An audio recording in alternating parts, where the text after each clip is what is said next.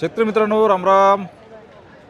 पृथ्वी तलावर मधमारी नष्ट होईल झाल्या त्यानंतर अवघ्या 4 ते 5 वर्षानंतर मानवाचे अस्तित्व संपुष्ट येईल अल्बर्ट आइन्स्टाईन म्हणत आहेत. कारण की आपल्या भारतामधला एखादा शास्त्रज्ञ म्हणल्यावर त्याचा आपल्याला फायदा होत नाही किंवा आपण ऐकत नाही, पण त्याचे फायदे इथं दिलेले आहेत.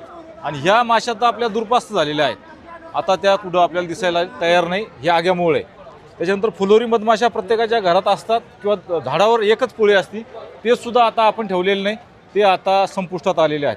सातेरी जातीचं मधमाशा मी मडक्यामध्ये जो प्रयोग केला तो सातेरी जातीची मधमाशी आहे आणि भारताची मधमाशी आहे.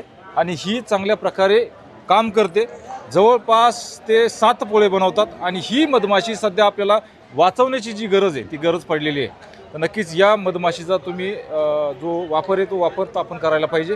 त्याच्यानंतर ती जवळपास 1.5-3 किलोमीटरचा ती परीघ ती फिरत असते.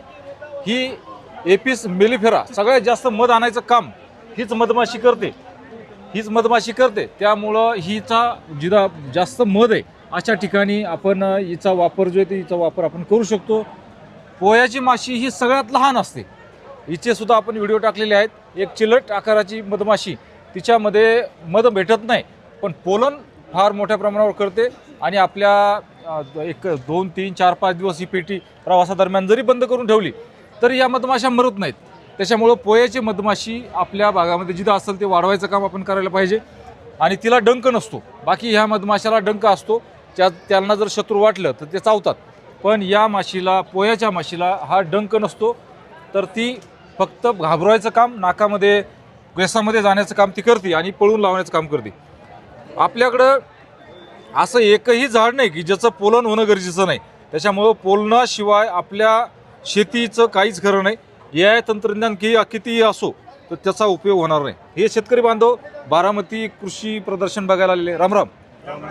मला एक सांगा, तुम्ही आता इकडे 100-150 किलोमीटर आपल्या 100-150 एकर पाहिलं आपण. आता एवढे झाडं सगळे आहेत. ह्या झाडावरती एक तरी यातली मधमाशी दिसली का तुम्हाला? पोळं दिसलं का? तर ही परिस्थिती तुमच्या आणि माझ्या शेतामध्ये आहे. तर नक्कीच याचा आपण गांभीर्याने विचार करावा.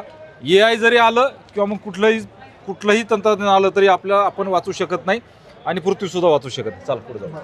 ही पेटी मेलिफेरा जातीच्या मधमाशीची पेटी. आणि तिला अशा प्रकारचे हे जे हे असतात ते करतात. एका